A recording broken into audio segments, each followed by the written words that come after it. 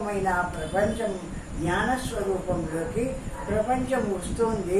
కొంతకాలం నిలుస్తుంది, కొంతకాలం లయించిపోతుంది. బ్రహ్మం మాత్రము ఎప్పటికీ ఒక్కటిగా ప్రకాశిస్తూ ఉండేటువంటి వాడు బ్రహ్మస్వరూపుడు, పరమాత్మ. ఆ బ్రహ్మవే నీవు, నీవే ఆ బ్రహ్మం. అటువంటి బ్రహ్మస్వరూపం ఏదుందో ఎంత గొప్పది కదా.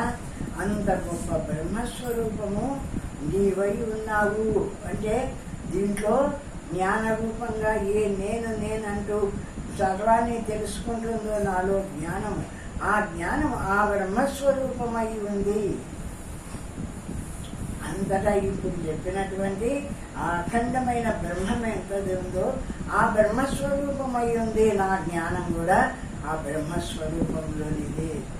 ఆ జ్ఞానంలోకే నా శరీరం వచ్చింది, ఆ జ్ఞానాన్ని అనుభవిస్తుంది. కాబట్టి నేను ఆ బ్రహ్మస్వరూపానికంటే వేరైన వాడిని కాదు అని తెలుసుకో అని. ఆ బ్రహ్మవే నీవు, నీవే ఆ బ్రహ్మవు అని ఉపదేశము నీకు భేదం లేదు. నీవు ఆ బ్రహ్మస్వరూపుడివి, ఆ బ్రహ్మమే నీవు. నువ్వు వేరే, ఆ బ్రహ్మం వేరే కాదు. అంటే నీవు అంటే ఈ శరీరం కాదు. ఇందులో జ్ఞానస్వరూపమైన ఏ పరమాత్మ చైతన్యం ఉందో ఆ చైతన్యమే ఆ బ్రహ్మము, ఆ బ్రహ్మమే ఈ చైతన్యము. పరమాత్మ చైతన్యానికంటే వేరే ఇది కాదు, ఈ జ్ఞానస్వరూపానికంటే వేరే ఇది కాదు. దేహం వస్తూ ఉంటుంది, దాంట్లో పోతూ ఉంటుంది. ఇది కాదు నీవు, ఆ జ్ఞానస్వరూపుడవు, ఆ పరమాత్మ చైతన్య స్వరూపుడు, ఎప్పటికీ ఉండేటువంటి శుద్ధ జ్ఞాన స్వరూపము నీ స్వరూపము. అంతఃపూర్ణో బహిఃపూర్ణో పూర్ణకుంభ ఇవార్ణమే, అంతఃశూన్యో బహిశూన్య శూన్యకుంభ ఇవాంబరే. పరమాత్మ చిదాకాశ రూపముగా అంతటను అంతఃశూన్యో బహిశూన్యో శూన్యకుంభ ఇవాంబరే అంటే ఒక కుండను తెచ్చి ఇప్పుడు బయలులో పెట్టినామంటే, ఒక బయట కుండను పెట్టినామనుకో, ఆ కుండను పెట్టినప్పుడు కుండ లోపల బయలుంది, ఆకాశం ఉంది. కుండ బయట ఆకాశమే ఉంది, లోపల శూన్యమే అంటే ఏమి లేదు. శూన్యం, ఆకాశం అంటే ఏమీ లేకుండా ఉంది, లోపల ఏమి లేకుండా ఉంది.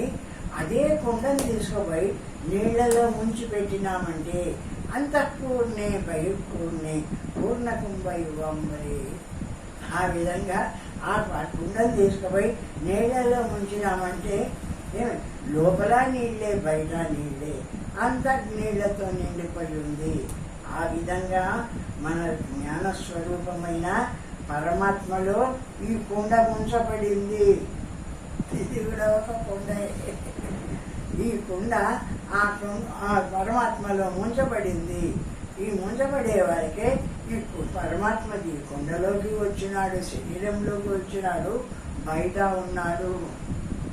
ఆ విధంగా శూన్యం అనుకుంటేవే, ఏం లేదు, నిరాకారం అనుకుంటేవే, అంతఃశూన్యే బహిశూన్యే శూన్యకుంభ ఇవాంబరే. ఆకాశంలో పెట్టిన కుండలో బయట శూన్యమే, లోపల శూన్యమే, అంతా శూన్యమే అయినట్టు. ఒక కుండ నీళ్ళలో ముంచిపోయి నిలబెట్టినప్పుడు అంతఃపూర్ణే బహిఃపూర్ణే పూర్ణకుంభ ఇవాంబరే. ఆ విధంగా ఈ విధంగా పరమాత్మ చేత నింపబడి ఉన్నావు. ఏ విధంగా అయినా శూన్యమైన పరమాత్మతో నింపబడి ఉన్నావు, పూర్ణమైన పరమాత్మతో నింపబడి ఉన్నావు. ఆ విధంగా ఆ పరమాత్మ స్వరూపుడవై నువ్వు ఈ శరీరంలో నింపబడి ఉన్నావు. అటువంటిది నీ స్వరూపము అంటున్నాడు. పరమాత్మ చిదాకాశ రూపముగా అంతటను నిండి ఉన్నందున నీవును సకల జనులును బ్రహ్మయి. సముద్రమందు మునిగి ఉన్న ఘటము లోపలను జలం చేత పూర్ణము, పైన జలం చేత పూర్ణం. ఆ రీతిని బ్రహ్మయు ప్రపంచము లోపలను పైన కూడా ఈ మనుషులంతా ఉన్నారు కదా, ఎంత జనము ఉన్నారు కదా. ఈ జనమంతా ఆకాశంలో నిలబడినారు. నిలబడే వాడికి లోపల ఆకాశం ఉంది, బయట ఆకాశం ఉంది. ఈ మనుషులు నీళ్ళల్లో నిలబడినారంటే లోపల నీళ్లు బయట నీళ్లు. ఆ విధంగా ఎంతటా పరమాత్మ స్వరూపమే ప్రకాశిస్తుంది. ఆ విధంగా అంతఃశూన్యే బహిశూన్యే శూన్యకుంభ యువాంబరి అట్లయినా అనుకో, అంతటా ఆకాశమే నిండి ఉందని ఆ విధంగా అయినా భావించు.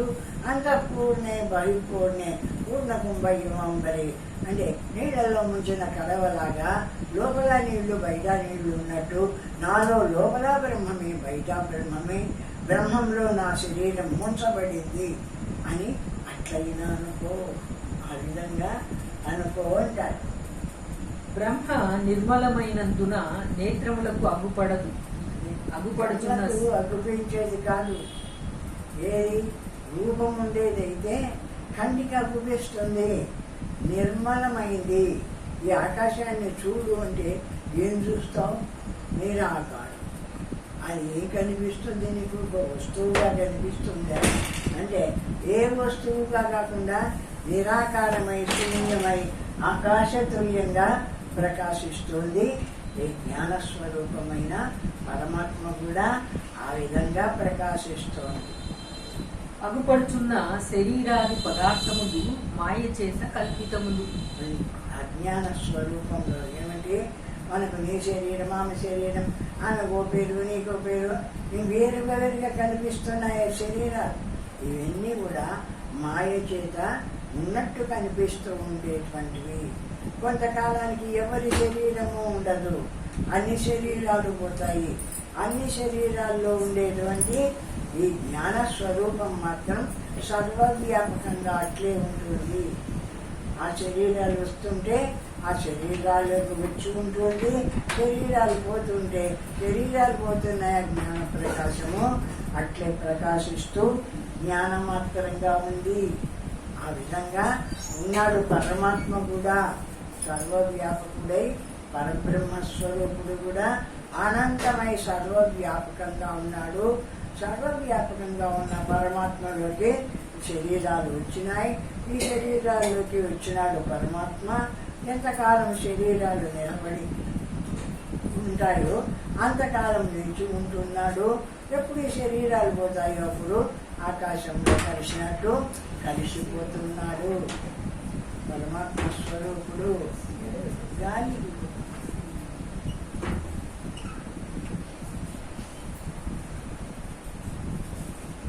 కనుక లేనివే అగును. అందువల్ల ఆకాశమందున్న ఘటము ఏ రీతిని లోపలను శూన్యమే పైని శూన్యముగా ఉన్నదో అటులనే బ్రహ్మయు శూన్యముగా భావించును. లోపల ఏం లేదు, బయట ఏం లేదు. కేవలము కుండ కనిపించినట్టు శరీరం కనిపిస్తుందే కానీ లోపల శూన్యం బయట శూన్యం. శూన్యం అనుకోకూడదు, శూన్యవాదులు అంటారు. అంతఃపూర్ణే బహిపూర్ణే పూర్ణమరి. లోపల బ్రహ్మమే నిండిపోయింది, బయట బ్రహ్మమే నిండిపోయింది. సర్వము బ్రహ్మమయము అని భావించు అంటుంది. ఆ పూర్ణమును శూన్యమును భావించేదే బ్రహ్మ అని భావము. ఆ పూర్ణమైన ఆ పరమాత్మ స్థితిని ఏది భావిస్తుంది? భావించగలిగిన శక్తి దీంట్లో ఏ దానికి ఉంది అంటే ఆ జ్ఞానానికే భావించే శక్తి ఉంది. ఇదంతా బ్రహ్మస్వరూపము అంటే సర్వము బ్రహ్మస్వరూపంగా భావించగలిగేటువంటి ఆ సత్తా దేనికి ఉంది? ఇందులో జ్ఞానస్వరూపము అఖండమై సర్వవ్యాపకమైనప్పుడు సర్వము బ్రహ్మమయంగా కనిపిస్తుంది. ఆ విధంగా భావించగలిగిన శక్తి శరీరంది కాదు, ఈ దేహంది కాదు, ఈ ఇంద్రియాలది కాదు.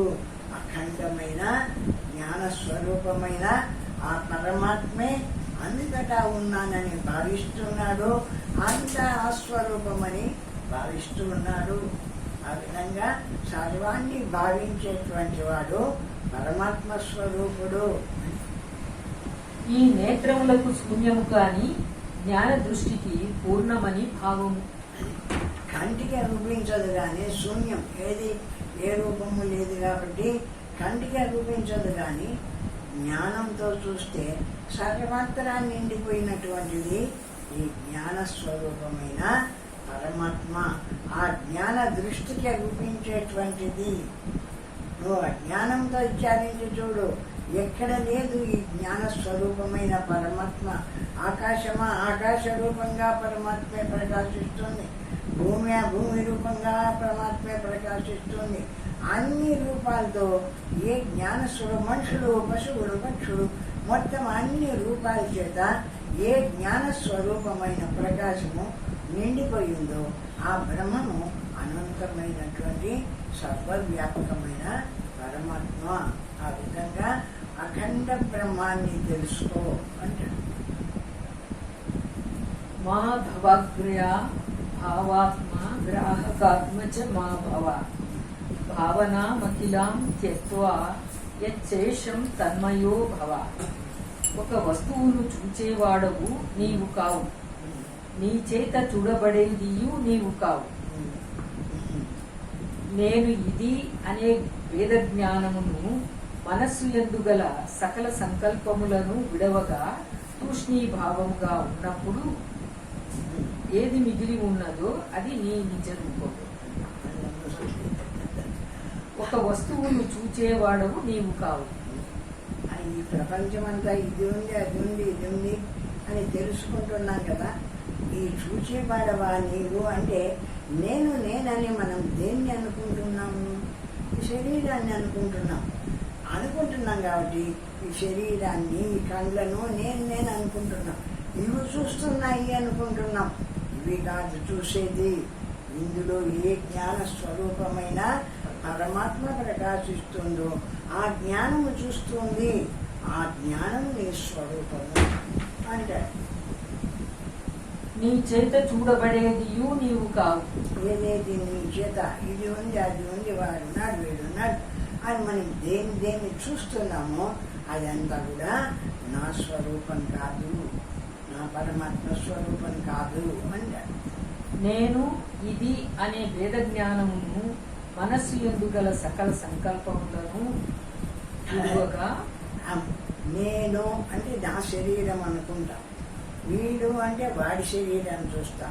ఈ విధంగా నా శరీరం అంటే నేను, వాడి శరీరం చూసి వాడు అనేటువంటి భేదభావంతో కూడినటువంటిది కాదు. నేను లోపలికి పోయి ఏది అనకుండా నిలబడతాను. నేను ఏది అనకుండా నిలబడి, అందుకే నిశ్శబ్ద బ్రహ్మం వచ్చేసేది. ఎందుకంటే నువ్వు లోపల ఏ శబ్దం చేస్తున్నా ఆ ప్రపంచం కనిపిస్తుంది. కాబట్టి అంతర్ముఖమై ఏది అనకుండా, ఏ మాట మాట్లాడాకు, ఏది అనుకోవాలి, ఊరుకుండు. అనుకోకుండా, అనుకునేది కూడా అనుకోను అని ఊరుకో. అట్లా నిలబడినప్పుడు నిరాకారమైన ఆకాశతుల్యమైన సర్వవ్యాపకమైన ఏకరూపమైన పరమాత్మ స్థితి అది. ఆకాశం మాదిరి ఉంటుంది, నిరాకారమై సర్వవ్యాపకంగా ఉంటుంది. ఆ స్థితి పరమాత్మ స్థితి అని చెప్తున్నాడు. తూష్ణీభావముగా ఉన్నప్పుడు, తూష్ణీభావం అంటే అదే వదిలేసి ఏదనకుండా నిలబడి, అన్ని వదిలేసి ఏదనకుండా, ఏది అనకుండా ఉన్నప్పుడు ఏ రూపము లేదు కాబట్టి అంతటా ఒకటే ఆకాశతుల్యంగా నాకు ఒక ఆకాశం మాదిరి కనిపిస్తుంది. అటువంటిది నీ స్వరూపము. ఆ నీవు బ్రహ్మస్వరూపము, ఆ నీవు పరమాత్మవు అని. తూష్ణీభావముగా ఉన్నప్పుడు ఏది మిగిలి ఉన్నదో అది నీ నిజ రూపము. ఏది తూష్ణీభావంగా అన్నిటిని వదిలేసిన తర్వాత ఏది అనుకోకుండా ఉన్నప్పుడు ఏది ఉంది అంటే శుద్ధ జ్ఞానం ఒక్కటి ఉంది, ఏది అనుకోలే. ఆ శుద్ధ జ్ఞానం ఏది ఉందో ఆ జ్ఞానం నీ స్వరూపము. తూష్ణీమేవ స్థితం తూష్ణీం సత్యం నటించన. అది కూడా ఉంది ఇంట్లో చేస్తుంది. దానిని పొంది సకల ప్రపంచమును విడిచి ఉండు. ఆ విధంగా ఉన్న బ్రహ్మస్వరూపము ఆనందమైన బ్రహ్మంగా నీ శరీరంలో నిండి ఉంది అనేటువంటి భావాన్ని తెలుసుకొని వదిలేసి ఏది అనకుండా మౌనంగా నిలబడి ఉండు. ఇది నా స్వరూపము, అది నేను బ్రహ్మము అని అనుకో. ఆ నిరాకారంగా నిలబడిన స్థితిలో అది నీ స్వరూపమైన బ్రహ్మస్వరూపము అంటారు. అప్పుడు నీవే బ్రహ్మమగుదువు. ఇది తుర్యావస్థ బ్రహ్మావస్థయు అగుదు.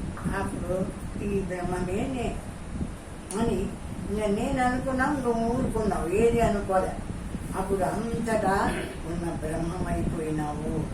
ఆ విధంగా నిలిచి ఆ బ్రహ్మత్వాన్ని సాధన చేసుకో, అట్లా పొందు బ్రహ్మత్వాన్ని అంటున్నాడు.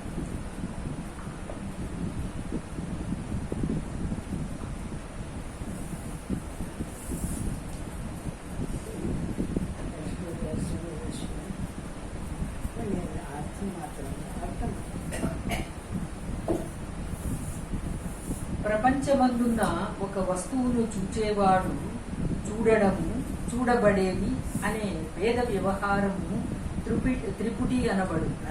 త్రిపుటి అంటారు. ఏది? చూడబడే వస్తువు, చూస్తూ ఉండేటువంటి నా నేత్రాల ద్వారా చూస్తూ ఉండే జ్ఞానము, చూస్తున్నాను అనుకుంటున్నటువంటి కర్త. ఈ విధంగా మూడుగా నిరంతరం మనం చేసేది ఈ పనే, ఏ పని కాదు. ఏదో ఒక దాన్ని చూస్తూ ఉండడము, ఆ చూడబడేదాన్ని చూడడము, చూస్తూ ఉన్నాను జ్ఞానం చూడడము, చూస్తున్నాను ఈ పని చేస్తున్నాను, ఆ పని చేస్తున్నాను, అది చేస్తాను, ఇది చేస్తాను, ఇది చేయవా, అది ఇది. ఈ మూడే మనం అనుభవించేటువంటి తిరుపతి. ఆ మూడుగా ఉంటుంటుంది మన జ్ఞానం తిరుపతి స్వరూపంగా.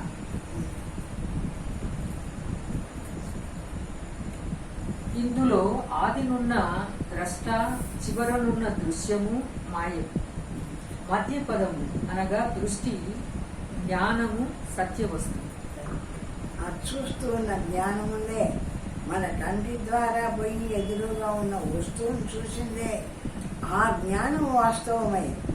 ఆ చూడబడే వస్తువు వాస్తవమైంది కాదు, చూస్తున్న శరీరము వాస్తవమైంది కాదంటే ఎప్పటికీ ఉండేది కాదు అని. ఈ కంటి ద్వారా చూసిందే బయటికి పోయి జ్ఞానం, ఆ జ్ఞానం వాస్తవమైంది. చూడబడేదాన్ని విడిచు, చూస్తున్నాను అనుకునేదాన్ని విడిచు, అది జ్ఞానం మాత్రంగా. అది నే స్వరూపమైన బ్రహ్మము. అట్లా నిలిచి అనుభవం చెయ్యి, ఈ బ్రహ్మత్వాన్ని పొందు. ఈ శరీరము మనకు రావడమే భగవంతుని అనుగ్రహం వల్ల వచ్చింది మానవ జన్మ. ఆ మానవ జన్మలో కూడా మనము ఈ జ్ఞానాన్ని పొందుదాము అనే ప్రయత్నం చేసే జన్మ వచ్చింది. అది ఇంకా శ్రేష్టమైంది. ఆ పొందుతున్నాము సరి అయిన దారిలో నిలిచి ఇది కదా నా స్వరూపం, ఎంత చక్కగా చెప్తున్నారు చూడు, ఎంత విపులంగా చెప్తున్నారు చూడు. ఆ విషయాన్ని గ్రహించి ఎప్పుడు దేన్నో దాన్ని చూస్తూ అనుకుంటూ కాలాన్ని గడుపుకోకుండా ఒక చోట కూర్చొని చూడబడేదాన్ని విడిచేసి చూస్తున్నాను అనుకునే నేను అనే కర్తను అనుకోకుండా చూసే చూపును వదిలేసి నిలబడితే ఆ ఉన్న స్వరూపం ఏది అంటే శుద్ధ జ్ఞాన స్వరూపమైన పరమాత్మ. ఆ విధంగా నుంచి ఆ బ్రహ్మత్వాన్ని పొందు, ఆ పరమాత్మ స్థితిని.